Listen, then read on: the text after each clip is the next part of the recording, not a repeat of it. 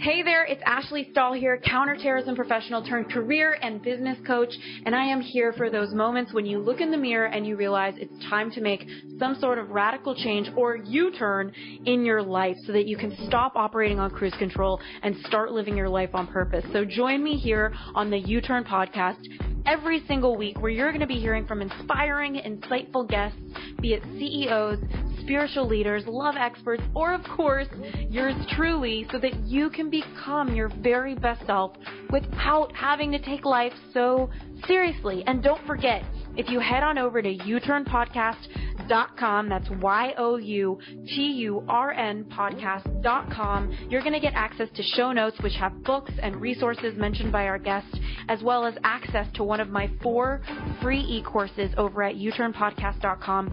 Whether you want to land a new job you love, get clarity on the best career path for you, launch that dream business, or deepen your romantic relationships. Woo, okay, enough about me. Let's get this party started with this week's guest.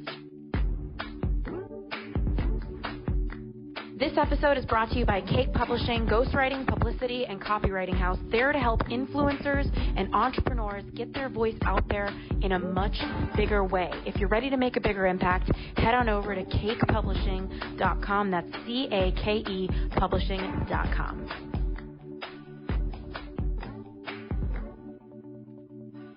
Hey everybody, it's Ash here, and I am sitting with one of my friends, Max Lugavere, the best-selling author in the New York Times of Genius Foods, and just an incredible all-around guy, and he is the forthcoming creator of the documentary called Breadhead, obviously self-explanatory of what that does.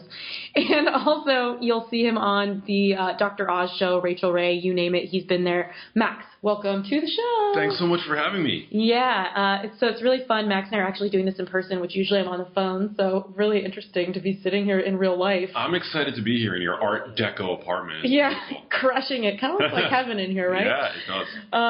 Okay, so we wanted to talk about some hacks for better focus, because obviously if we've got a New York Times best-selling author in his house, yes, we need to cover wellness, neuroscience, and all of the things that can help you do better in your job. So, Max, we were talking before we started recording, and the first hack is the one that everybody's going to be like, yeah, I know, especially me, movement. Yeah. So is there any way to make this topic fun? Because, I don't know, there's some ladies out there like me that don't like moving as much, you know? You know, I mean, I think just imbuing your day with as much movement as possible is key. Like today, I think people are starting to understand that sitting is the new smoking.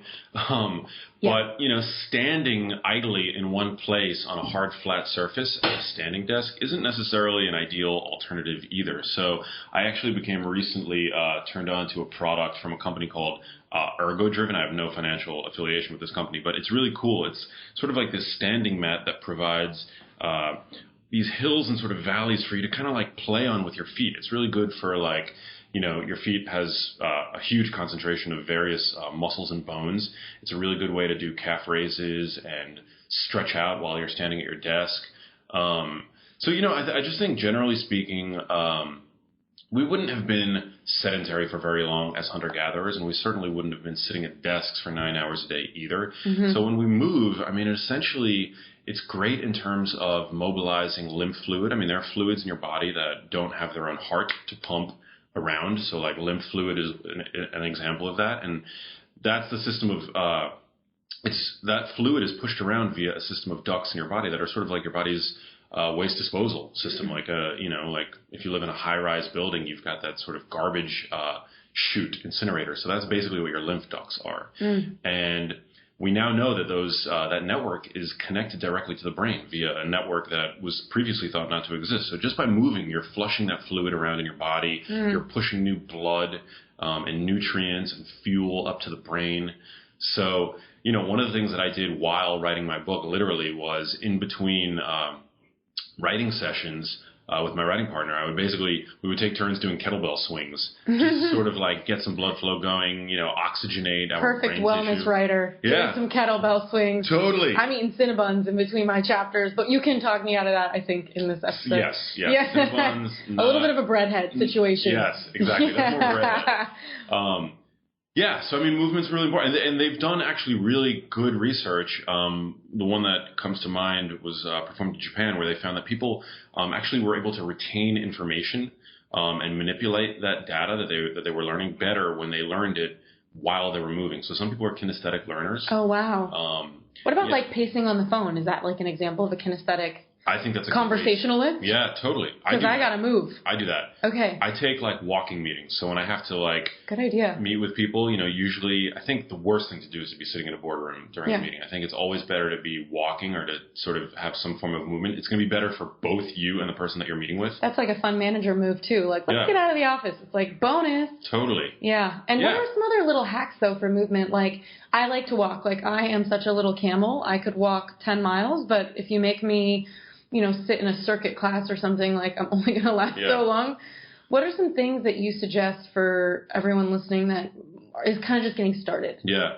I mean, I think take the stairs whenever given the opportunity. Okay. Or at least, if you work on the 30th floor, I mean, maybe take the stairs for 5 of those flights and then take the elevator the rest of the way up and, maybe try to increase that by the day. I think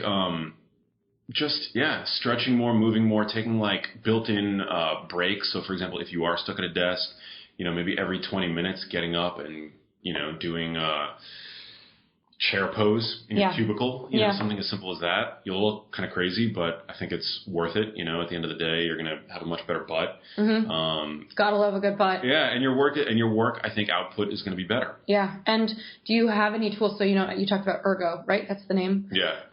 Yeah. So, what about like Fitbits or all that kind of stuff? Like, is there anything to help people that you believe in is a good tool? I think that's a really good question. So people are obsessed, especially in my space, with biomarkers and the quantified self and fitness tracking and things like that. I think those tools are useful to a point, but I think a way more valuable skill set to develop is to really be able to tap into your own body and really trust your subjective sense of whether or not you are getting enough fitness. Yeah. I mean, we spend too much time on our devices enough as it is. So you're trying to figure out if you slept well by checking in with your device. You're trying to figure out if you got enough movement in the day by checking in with your device. No, check in with yourself. Yeah. That to me I think is a way more worthy goal. You're going to end up saving money. And at the end of the day, devices can lie. This is something that I talked about on my podcast, The Genius Life, recently, with a movement expert. What if you end up getting the broken version of that device or and you've been literally changing your sleep around this device that maybe you got the wrong version or a beta or it had a bug or, wasn't updated that day or something like that. Yeah. I mean, there's even human error. I just had a friend who thought she had cancer and the doctors just found out it wasn't cancer at all. It's just so much error in the world that we're relying on for our health decisions, whereas the most accurate meter is just our relationship to ourselves. Oh, I know. Amazing. I think it's a fine dance because as entrepreneurs, I think it becomes so invaluable to us to be able to outsource various aspects of our work, right? But it gets slippery. Right. But the one thing, the one area where I feel like we're outsourcing too much is our wellness and our healthcare. I was just going to say, yeah. Right? Makes sense. And before we even go further, so everybody listening, Max has a pretty fascinating story with his mom.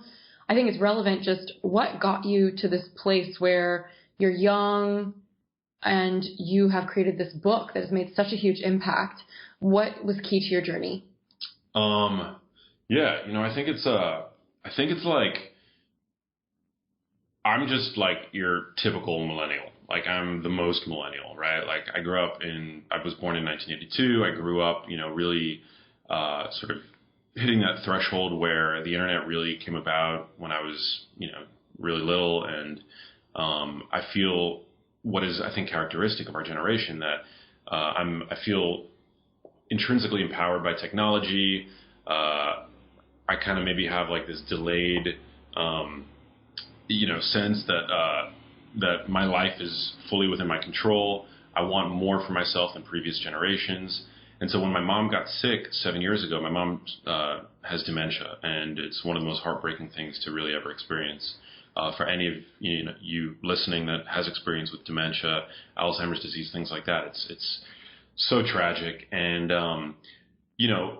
I was in a position in my life where I really had a unique skill set, honed by years of working as a journalist, and I really had the drive to want to understand why that would have happened to my mom, especially because I had no prior family history of any kind of neurodegenerative disease. And my mom was not old. Like, my mom was super young, 58, when symptoms first struck. And so I really decided to kind of put my career on hold, learn everything that I possibly could. My media credentials gave me the ability to access scientists that most people don't have access to. So that led to me going around the world interviewing the top researchers in the field. And ultimately, I just, decided to take a risk and stand up and, really communicate all of the things that I was learning about, as it pertained to nutrition, optimal brain health, brain function, things like that. What's really vulnerable, I think, about what you did was that you were just, like your everyday millennial, like you're saying, but you, and a lot of people who are listening, they have some sort of like something that drives them. Like your mom was sick and you wanted answers. Someone else has some other pain that they want to maybe turn into a purpose. But there's so much that happens, like imposter syndrome and feeling like a fraud. Like, how did you move through, like, really taking ownership of this and then creating the massive success that you have now? Yeah. I think I learned a very valuable lesson from my parents early on. My parents had a clothing company that for, maybe 2 decades was very successful in New York. And, whenever to my dad would express fear about doing something and not being the best at it necessarily, my dad would always say, before we launched our clothing company, Max, what do you think? People walked around naked? There were already tons of successful businesses and people already had clothing. But, my parents figured that they would have an inherently unique offering because they, no 2 individuals are exactly alike. My parents had a different story. The synergy between them, they worked together, led to some really interesting designs, and they were very successful. So, I could have easily thought before I began this journey that there were already people out there doing really incredible work in the health space, right? Like mutual friends of ours. Space. Yeah, it's a busy space. Friends, like Dr. Mark Hyman, like Stephen Gundry, people like this. I mean, Mark Hyman is a 12-time New York Times bestselling author. How could I possibly have something of value to add to that space that's so saturated, right? Well, at the end of the day, I just realized that my story was unique. Exactly. That young people were not necessarily tuned into what these older doctors are talking about. People don't buy prevention. And that, that my vibe, my take on this subject, my advantage as an outsider, actually, was going to be a really powerful bullet to get my brand into the sort of zeitgeist, the younger sort of person zeitgeist. And so I really didn't listen to that fear, and I just kind of, put my best foot forward and started creating content. And well, you actually make a really good point, which is story. So, for me, having had thousands of people in a job hunting course, one of the things that I learned was that the biggest failure, I think, in a good job hunt or even in business is the failure to fascinate. Yeah. And your story is what fascinates people. It's what differentiates you. And also, by the way, now I know why you look so on trend all the time. I didn't know you had parents that owned a clothing company. Yeah. I mean, they weren't exactly high fashion, but still they got that eye. Yeah. That design eye, Max. Yeah, totally. I definitely have that. I definitely have a design eye. You just kind of can't. I think you've got to kind of like listen to your fear, but at the end of the day, you can't let it guide you. I mean, usually what you're most afraid to do is probably something that you should be doing. Yeah, definitely. And surrendering the desire to be you can be motivated by being your best, but being the best, I think that's more egoic versus your best is more growth-minded. Yeah. Also, just... And by the way, just to add on to that, I think we all might have similar things that we want to do. I mean, so you might be listening to this and say, you want to be a thought leader in the health space, right? I think we might have similar... what's, at least initially, but where we're all different is we all have different whys. Yeah. And the why is absolutely the most important aspect of, I think, our careers. I interviewed one of the leading experts in innovation. She wrote a book recently called Quirky. She's got one of the leading innovation textbooks, and she's a professor at NYU. And she said she analyzed all of the world-changing entrepreneurs, well, not all of them, obviously, but many of them, getting to know like first-person accounts of really how they lived their lives and the rituals that made them who they were. Steve Jobs, Thomas Edison, Elon Musk, Albert Einstein, Mary Curie. And she said that one of the salient traits that united all of these world-changing innovators is that they were all driven by an idealized goal, something larger than themselves, right? So when you're driven by something that's larger than yourself, the typical rejections that we all get over the course of our journey aren't gonna set you back. Yeah, they don't because you're not in the same way. Because you're not in it for yourself. You're in it for a goal that's larger than yourself. You're being driven by, essentially like why missionaries perform their jobs. Like you're being driven by quote unquote God. I'm not a believer, but it's why people that have like almost religious belief in their goals never are swayed from their goal, because it's not about them. You get told a rejection in one meeting. It doesn't set you back. Yeah. Because you're not in it for yourself. You're like, well, this guy doesn't see the truth that I see. Yeah, yeah. Well, that takes a lot of self-esteem to believe in your message, because I think that's why I focus on that a lot, is that in order to, yes, maybe somebody's sitting and thinking, I am driven by a vision that's bigger than me, but then they need to work on the confidence to be able to step in the face of other people who might be experts and reject their vision. Because even though in that rejection, so I love this idea.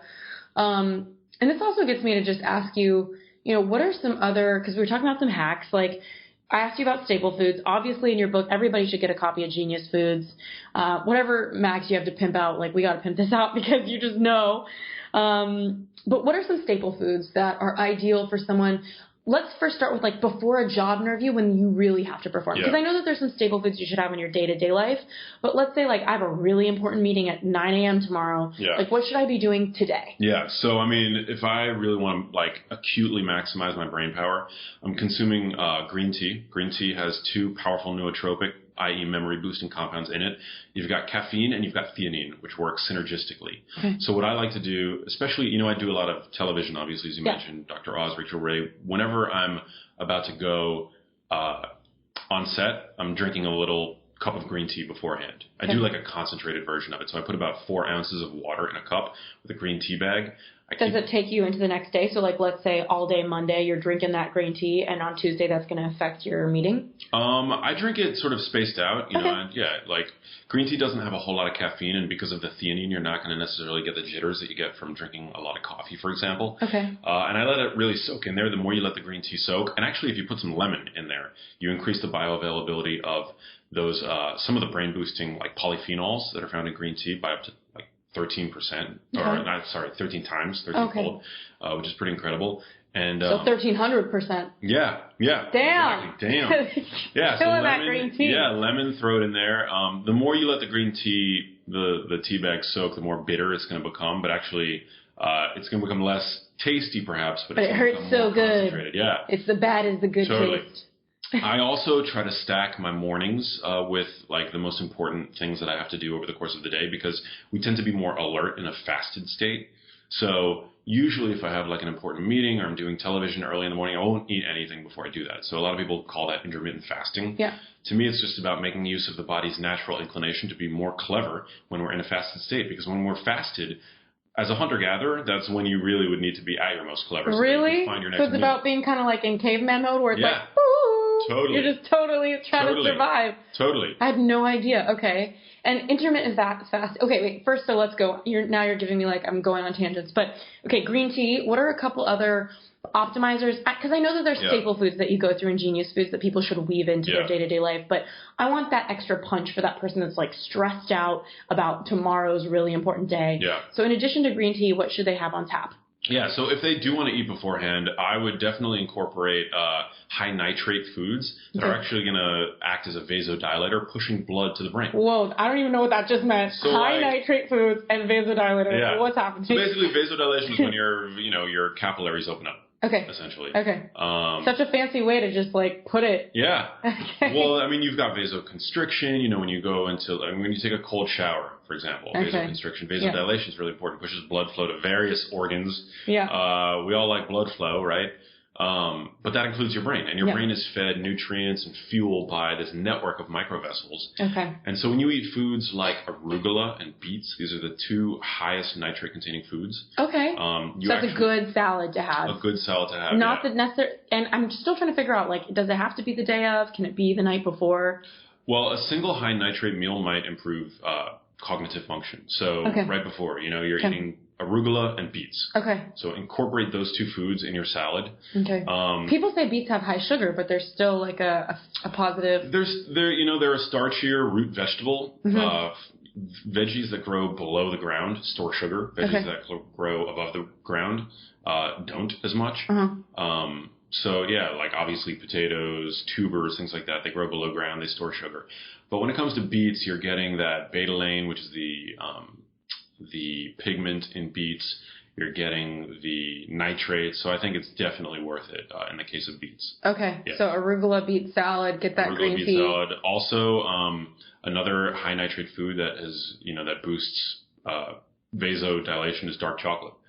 Which has been I like this. Yeah. This is turning a good direction for me. Exactly. I'm resonating. So reach for 85% or higher. It's been shown to boost cognitive function acutely over the long term. Habitual chocolate consumers have better memory function.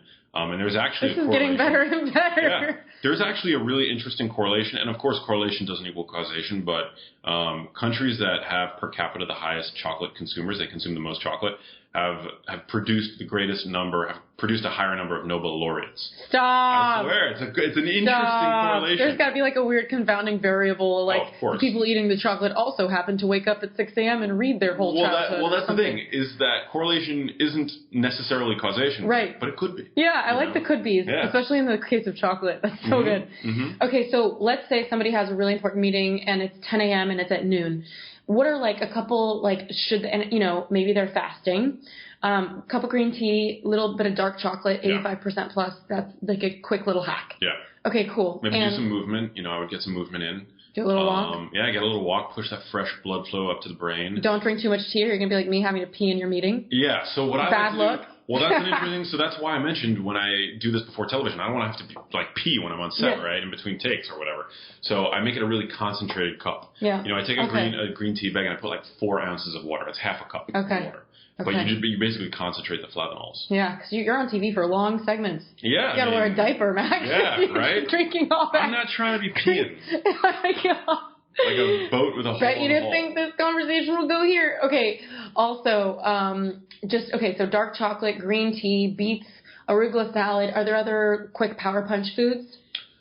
Avocado? I feel like it's the answer to everything. Avocado's very good for you, but I wouldn't say it's like one of the foods that I reach for like an acute spike in performance. Yeah. Okay. Any other ninja foods? That's your next book. Ninja foods for the power punch. Ninja foods. I believe blueberry consumption. Okay. So like blueberries, if you're going to reach for those foods. If you're going to, again, consume food for, I would reach for blueberries, the anthocyanins, blueberry extract. Okay. Has been shown to do that in animal models. Okay. Great. Yeah. And as far as I know that Genius Foods is all about like staple foods to weave into your life and myth busting as well. Yeah. So I know that you go through, multiple foods. What would be like the top 5 foods where right now, anybody listening, it's like, okay, now you know what you can do to get your little power punch before your meeting, but what should you start to weave into your weekly life? Just for like the long-term play? Yeah. Yeah.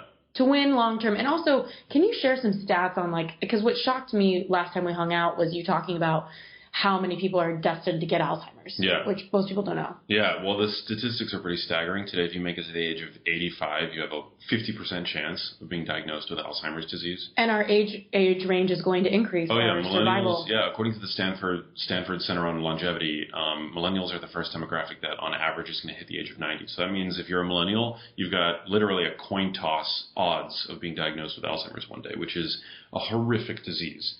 So think about, your intellectual capital, everything that you've worked so hard to attain, your loved ones having to see you basically become demented. It's horrible. So I think prevention really is something. And shockingly, Alzheimer's disease begins in the brain decades before the first symptom. So if you're thinking this is an old person's disease, you're wrong. Is it genetic? Like what can increase your odds even more? What are the factors? We have genetic risk factors. Yes. But the vast a tiny amount of cases are genetically predetermined.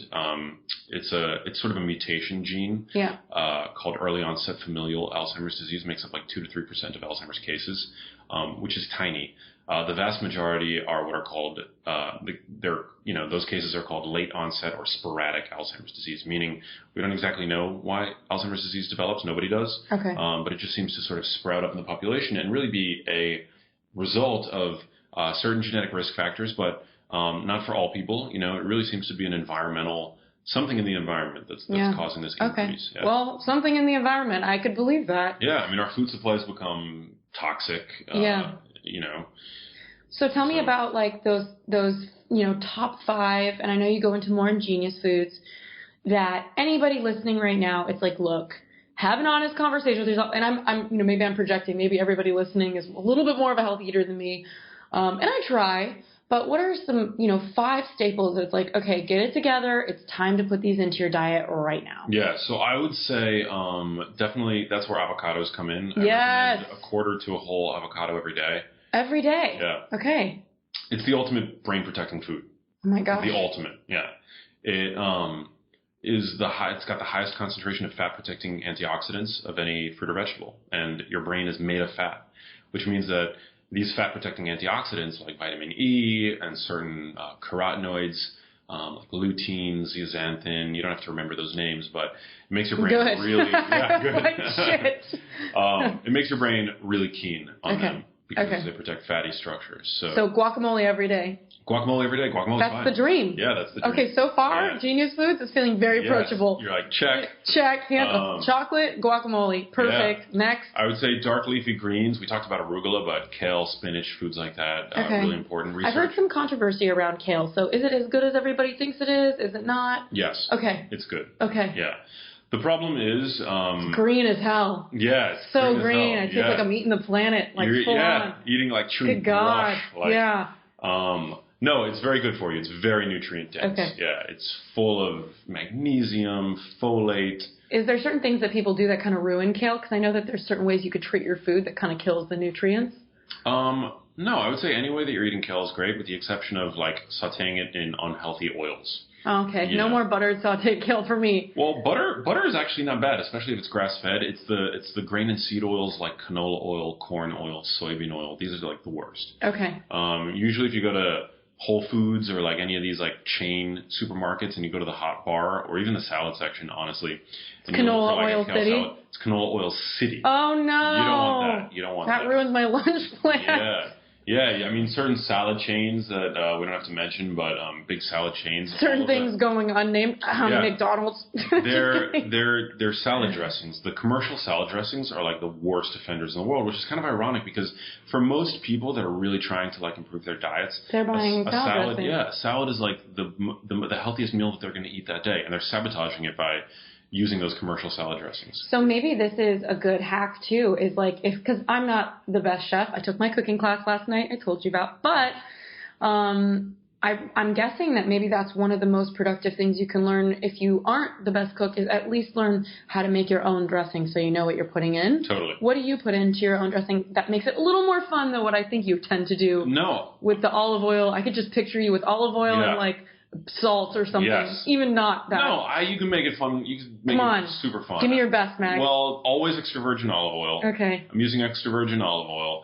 I'm using... Is there any like fun secret oils that are like, ooh, cool? Well, avocado oil is, I guess, a great alternative. Okay. But really my preference is extra virgin olive oil. Okay. And I'm using, either apple cider vinegar or balsamic vinegar, which I love. Okay. Lemon juice, salt, pepper. I love throwing in some nutritional yeast.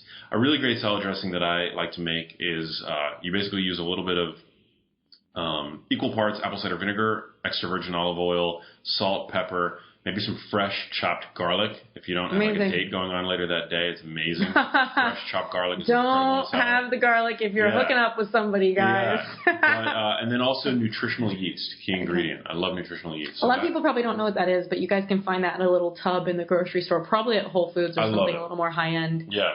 I don't know if they're hitting that Or you can nutritional order it route. from like big, online retailers. Yeah. Like it's pretty easy to find. Yeah, Amazon Prime it up. Yeah, exactly. If it's not on Amazon Prime, it doesn't exist. Exactly. Okay, and so we talked about avocado. What are some other, olive oil? What are some other staples to include in your week? I would say eggs. Okay. Very, very healthy. I mean, a lot of people are confused about the cholesterol content of yolks. Yeah, like how many is too many? Because I could go nuts. Yeah, I mean, if I'm eating 3 a day, like I'm happy. Okay. Sometimes I'm not in the mood for eggs, but for the vast majority of people, there's always going to be exceptions in biology, but for the vast majority of people, dietary cholesterol has no impact on blood cholesterol, and the link between serum cholesterol and disease is a complicated one, and it's not necessarily a causal relationship. So, go to town. I mean, an egg yolk is literally nature's multivitamin. Okay. So when it comes to brain health, it's super, super, super key. It's just so weird. Like, I just think about, like, these little chickens, like, creating these egg yolks, and I'm like, what did the chicken eat throughout his life? Is the chicken sick? Like, what can we do to buy the best eggs? Omega-3 eggs or pasture-raised. Okay. Yeah, so you want the card to say pasture-raised or omega-3 enriched. Okay. Pasture-raised are better than omega-3 enriched, but omega-3 enriched are fine. And if you're tight on cash, just know that any egg that you buy is going to be healthy. I mean, it's sort of a spectrum. There are healthier eggs and eggs that are not quite as great, but in general, it's a very economical way to get a huge array of nutrients and protein. Okay. Yeah, and when you talk about fasting, intermittent fasting, like in meetings and how your body's doing better because it's kind of in survival mode and you're on high alert, at what point is it too much? Like let's say you wake up, you're a little hungry, but you're like, you know what, I'm going to fast until my 11 a.m. meeting so that I'm in peak performance mode. At what point does the point of diminishing returns kick in and it's like, ooh, you should probably have those eggs or that avocado. Yeah. Like you're not going to focus as well. Yeah, well, I find that when I'm eating when I'm being really diligent about my diet, I really don't have hunger pangs all that often. Okay. I think hunger is sort of this modern phenomena where, I think for most people, I think obviously, we've evolved hunger as a sort of signal to tell our, brains that we need more food, right? But I think most people experience hunger today as a result of eating too many carbohydrates, because our blood sugar, we've got this sort of roller coaster that we're on. So this lends itself to my next question, but before we get there, what are some other foods that you recommend in addition to eggs and avocados? What are your top 2 or 3 other ones? Low sugar fruits. We talked a little bit about berries, blueberries, strawberries. All berries are great for you. How much is too much? Because I go nuts. Yeah, I mean, the research shows that about a cup, a serving or more a week of blueberries is enough to really give yourself a benefit. Not every day. You don't have to eat it every day, but certainly if you enjoy them, I mean, give yourself a little treat. But I'm trying to incorporate blueberries in my diet at least once a week. Okay. Yeah. I ask because, sometimes if you do like, for example, I love sweets. And so if I get blueberries, it's like I'm filling the void of a cookie or a cupcake. So usually I have like 7,000 blueberries because I'm like, oh, I just wish this was a cupcake, Yeah. It's like the time that I tried to stop eating fudgesicles and I got diet fudgesicles and I had like 17 diet fudgesicles to replace one. I know I'm a nightmare, but I'm working on it. It's good. I mean, yeah. So what's the point of like, okay, slow down on the blueberries, sister? Like, where do we draw the line? I mean, I think, for the sweet tooth ladies that are listening. Yeah, I mean. And men, evolved men too. Well, the thing is, blueberries are self-limiting in the sense that, they contain fiber. They're, I recommend organic blueberries. They're on the EPG's Dirty Dozen list. So, I mean, you want to make sure that you're buying organic. And so they're self-limiting in the sense that, usually they're pretty expensive. Yeah. So, I mean, I think within those constraints, I mean, it's kind of hard to overconsume blueberries. Yeah. And what are some fruits that people, because I know that there's some fruits that it's like you don't need to buy organic, it's just better. Yeah. Which are the ones like blueberries where it's like you've got to go organic? Yeah, I buy organic blueberries. Or don't eat them at all. Strawberries, yeah. You don't need to buy organic avocados. Okay. If you're buying dark leafy greens, like I mentioned, spinach, kale, arugula, you want to make sure that those are organic. So which ones don't have to be organic then? That's the easier question. Any fruit where you're not eating the skin. Okay, so like a banana. Yeah, like you wouldn't need to buy an organic banana. You wouldn't need to buy an organic grapefruit. Okay. things like that. Great. But dark leafy greens, berries, where you're eating the whole fruit, you really want to make sure that you're buying organic. And also, I mean, it's not just about the pesticide exposure. It's about these foods tend to be healthier anyway. You're getting more nutritional bang for your buck. Okay, amazing. And what are some foods that we think are okay that are, and sorry in advance, like you're going to have to speak to me like I'm a 7-year-old because I can't, what are some like common foods that everybody's eating that like in the morning, like I feel like Quaker Oats or like, what are some of the things that's like, oh, no, this is actually not a good idea at all, that we really think we're being good to ourselves? Yeah, I would say the vast majority of commercial salad dressings, even though organic, like healthily labeled and marketed salad dressings, are usually made with very unhealthy oils. Okay. So you want to look at the label and make sure that there's no corn oil, canola oil, soybean oil, grapeseed oil. Extra virgin olive oil or avocado oil are the only oils that you want in your salad dressing. So as an extension of that, I would say most people still believe that canola oil is very healthy, and oils like grapeseed oil, they're the exact opposite. They're very unhealthy. So I would cut those out of your diet. What about like oatmeals or peanut butters, or like is there anything we should be watching out for? Yeah. I'm a fan of peanut butter. Okay. People are concerned about like, is it organic? Is it sugar-free? Which brand? My preference is for organic. And you want to make sure that there's no added sugar and especially no hydrogenated oils. Okay. Partially hydrogenated soybean oil or things like that. I think those have recently been outlawed, actually, thankfully, by the FDA. But you want to just look on the label, and your peanut butter should contain only peanuts and maybe salt. Yeah. That's it. Yeah. That's it. Okay. And are there any things that, like, for example, I grew up in Generation Kraft macaroni and cheese, hacky sacks, the good old Tamagotchi, the good old days.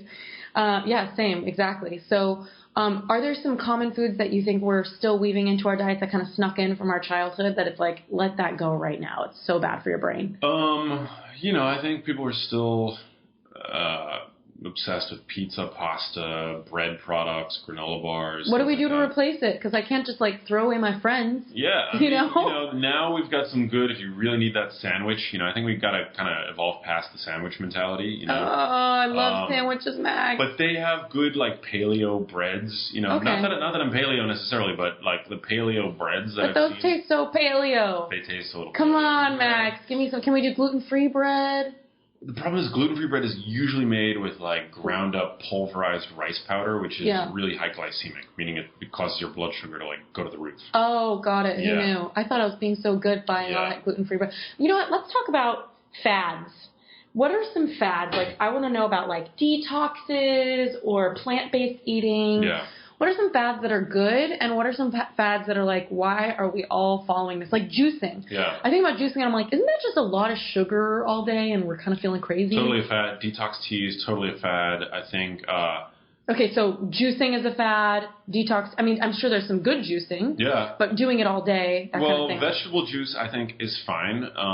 Probably not as good as eating the whole vegetable, but yeah, I mean, sometimes I'll buy if I'm craving that potassium, or chlorophyll, which is what gives greens their green color.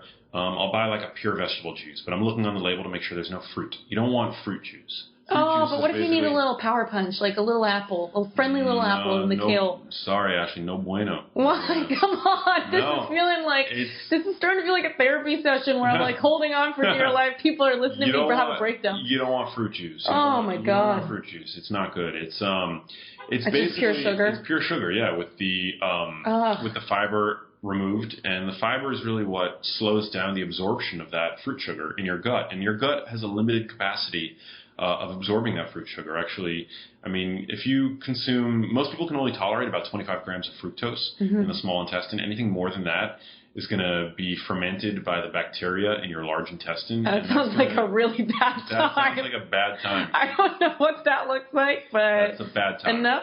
That's a bad time. It can give you a stomach ache, essentially. Or you're just going to totally shit your pants. Yeah. Starting to sound like. You don't want that. Oh my God. The more you're like myth busting for me, I'm just hearing like Simon and Garfunkel in my head, and it's like, hello, darkness, my old friend. Yeah, it's not good. Okay, so detox teas are a fad. Juicing all day with fruit juice, anything that has fruit. So juicing all day, what if you juice all day with green juices that don't have fruit? Is that a good thing? Is that a good reset for your system for like 3 days to have like green juice galore? I think it's fine. You could also, is it fine, but is it good? You could also do a water fast. You know, oh, God. I mean... Sounds like a punishment. Yeah, well, I mean, that's the thing, is that if you're eating healthy... Definitely need a diaper for that one. Right. Although after a few days, I don't even know what's going to be coming out, but let me know. Do it, Ashley, let me know. I'm not going to do it. Look at me. You think I'm like on the cliff right now. You think I'm going to fling myself off of Malibu Canyon. Okay. So detox teas, like fruity juices. What are the other like fads that we're kind of buying into right now that it's like, okay, stop while you're ahead? I mean, I think, this is going to be a little controversial, but I think veganism is a fad in the evolutionary sense. Yeah, talk to me about plant-based eating. On a geological time scale, I mean, veganism is certainly something that today we have the moral ability to do, and I would never, I don't tend to engage in like moral conversations because, I have a little bit of conflict. My mom was an animal lover growing up, and I love animals, but I also think that from an evolutionary standpoint and in terms of health, we really are designed to be omnivores, and certainly we were omnivores for the vast majority of our evolution. There's no documented vegan hunter-gatherer society.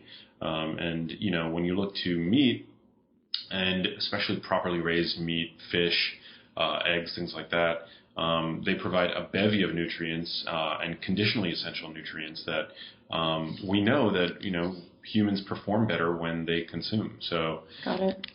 So do I have to give up bacon, or is that still in the club of being an omnivore? Well, I think bacon can absolutely be incorporated into a healthful diet. I wouldn't call bacon a health food. Not a genius food? So some bacons have added chemicals and preservatives and things like that I would say are certainly not healthy. Yeah. If you're going to eat bacon, you want it to be as unprocessed as possible. Okay. And from an animal that was pasture raised and treated kindly. Yeah. I would talk to you about sugar right now, but I'm like, okay, it's like obvious. If you're talking about bacon at Denny's, that is not a health food. Oh, bacon at Big D's? Yeah, come on. Sorry to break it to you. All right, this is the breakdown continue. Beautiful but broken is what I'm starting to feel about myself. Okay, plant-based diet. So my best friend from high school is vegan, and she's like the perfect case. I told her, I'm like, if I could do a heat map of your body, like what you're composed of, it's like, okay, we got like macaroni on your shoulder, and then there's like bagels by your ankle. Like, it's like she's just made of carbs.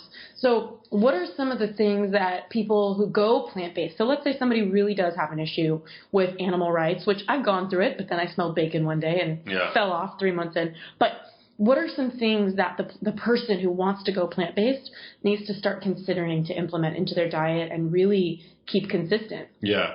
Well, I think, for one, supporting grain-based agriculture is just as, cruel and environmentally unfriendly as anything else, and probably more so, actually. So, to really realize that by skipping the grain products, and especially the processed foods, you're doing better by your own body and biology, and you're also doing better for the environment. I think when it comes to incorporating animal products, you really want to make sure that you are, getting food from producers that are ideally local and that really pride themselves on sustainable farming practices, and by treating and perhaps. But is that just a feel-good thing, like that they treat the animals right, or are you saying that because they're local, there's some sort of like health benefit? No, I think it's important. You don't want a stressed out, inflamed animal. Oh God. Meat. Yeah, you want to. The people who are teetering on the plant-based right now, they're moving to the plants. Is that common? No, I mean it's the kinder thing to do to opt for meat that has been treated, that comes from an animal that has been treated kindly its whole life, and has been given the food that it, is evolutionarily designed to crave. In a cow's case, it's grass. In a chicken's case, it's bugs and, things that it finds in the grass. And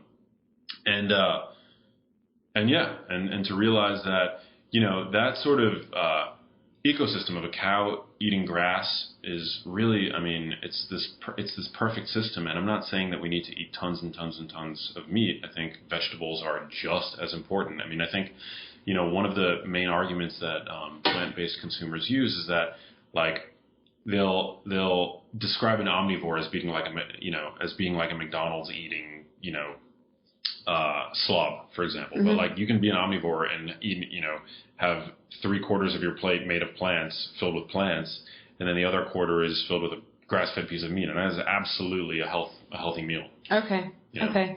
And kind of going into detoxes again, we live in LA. Well, you're in New York most of the time, but what are some detoxes that, like, let's say somebody wants to do a health reset. They want to get optimal brain function. Maybe they want to lose a pound or two. Yeah. What are some detoxes that you think are really solid? Cut out the grains. Cut out the dairy. Consume more cruciferous vegetables. What's that? Like Crucifer. Broccoli, kale, romaine lettuce, radishes, things like that. What about when your body wants a carb? Like, is there some sort of, like, healthy choice to kind of satisfy that little knock on the carb door? We talked about dark chocolate. We talked about berries. You can go Nuts? for beets. Nuts are great. Okay. Cashews are higher in starch. Pistachios. No wonder I love cashews so much. Carbs. Yeah. I mean, I think... sweet potatoes are fine. Okay, you know? that's a good one. What else? Yeah, berries, fruits. I mean, at the end of the day, fruit is good, but also just be mindful of the fact that fruit today is cultivated to contain more starch and sugar than ever before in human history. So you want to really be mindful of that. I'm not a big advocate of unlimited fruit consumption. Mm-hmm. And what about some... Oh, go ahead with rituals. Anything else that you would suggest? Yeah, I mean, I was thinking if you're craving sweet foods, I'm fine with monk fruit, stevia, sweetened. Yeah, somebody just mentioned monk fruit to me for the first time, and I was expecting some big piece of fruit, but it was like a bag of what looked like to be sweet and low, but not. Yeah. Super not sweet and low, obviously. I'm not a fan of artificial sweeteners generally, but stevia is basically just a ground up root. Okay. So stevia is fine. Ultimately, you want to kind of get yourself off of that sweet addiction, that craving for that sweet mouth feel flavor. And kind of going back to this idea of rituals, like if there were like 2 or 3 brain optimal rituals that somebody could really implement into their life right now, be it health related, be it food related, that could really improve their performance at work and in their happiness, being with it feels good. Yeah. What would be a few things that you would recommend? It could be things that, you take away and rituals you add in. Like, what would you recommend? We talked about exercise. I would say incorporating high intensity exercise into your day, especially weightlifting. Every day? No, not necessarily every day, but incorporating into every workout, I should say. And that includes you ladies. Like, I think weightlifting is so important. Also, I would say de-stressing, getting a handle on stress, super, super important. Realizing the value of sleep. Sleep is sacred. Realizing that literally sleep is going to be the sort of the thing that you do that lifts the tide on all of the boats in your harbor, your personal life. That's so poetic, Matt. Yeah. I didn't know you had that in you just right now, but you do. You are a writer. I'm a believer in sleep. Okay. And we now know that when you're sleeping, your brain is actually cleaning itself, purging itself of toxins that accumulate over the course of the day. Oh, wow. So it's like a free car wash for your brain every single night. Wow. Yeah. The car wash. Going to bed, going to the car wash. Exactly. Okay, so just some final questions. Like, is there some sort of trend or food or something that you're just loving right now? What's the new thing? Trend or food that I'm loving right now? Because you remember Brussels sprouts were kind of out of style? And now they're like so on trend. Like, is there anything new that you're like, God, that's so cool? Monk fruit I've been hearing about, so. Monk fruit's good. I would say I guess it's a new trend, but I'm a fan of collagen as a protein. Okay. It's sort of, very popular as a supplement right now, but again, it's not really a trend in the evolutionary standpoint. I mean, you look at alpha wolves, they're going for like skin, collagen-rich skin. Oh God, so Hannibal Lecter to think that we want some collagen. Yeah, but it's super important. Yeah, super totally. Important. Okay. So getting that collagen protein, you can get that from Whole Food. You don't have to buy it from a supplement. If you're eating like a chicken leg, you, because a chicken leg is a joint, basically, you're getting lots of collagen. Eat the skin. I would say that's like definitely a favorite. Perfect. And final question before I ask where everybody can find you, which if everybody hasn't already gathered, Genius Foods book. What is a quote that you live by or a mantra or something that you really take to heart when it comes to your brain, your health, your well-being, your life? Man. Mine is YOLO, but be practical. I like that. I would say, Man, I think, well, especially for, the listener, life isn't about finding yourself. It's about creating yourself. Yeah, I love that one. It's one of my favorites. Yeah. I'm sure, and when I think about creating yourself, I think about how your brain probably looks compared to everybody else. It's like neon pink. It's just so shiny. Yeah. Well, shining brain. Well, I really have dedicated myself to making my life work via creativity and intellectual capital. Like, I don't, I want to work by really helping people and by creating stuff, creating content, and I never once had any yearning to sit behind a desk for 9 hours a day. So, for me, I rely on my brain power. And, and if you're listening to this, you obviously do too as an entrepreneur. So, so at the end of the day, I think it's really important to realize that you can be whatever it is that you want to be. You can be anything. You just can't be everything, but you can be anything. Amazing. And tell us, everybody, where they can find you. When is your documentary coming out? Do you know yet? Give us the goods. We're still working on the documentary. We are, in the fundraising phase for that. So, anybody interested in helping out can reach out to me. But, yeah, I'm, when you, just on Instagram. all social media platforms, Instagram at Max Lugavere. It's Lugave as in Victor, ERE. On Instagram, on Twitter, on Facebook. Come find me, say hi, and then, pick up my book, Genius Foods, which is available anywhere books are sold. You can go to geniusfoodsbook.com to download a free sample chapter. Amazing. But yeah. Thank you so much. This was so great. Thank you, so Ashley. Unusual considering I'm not the health nut. Other than having a mole in the same place on your face and having the same birthday as me and having the same friends as me, insane. Your diet is wildly different than mine, and I love that. But you're getting there. I'm getting there. Now I am. Now that I've had my confessional in the form of an hour podcast episode. I mean, we're already like almost the same person. Yeah.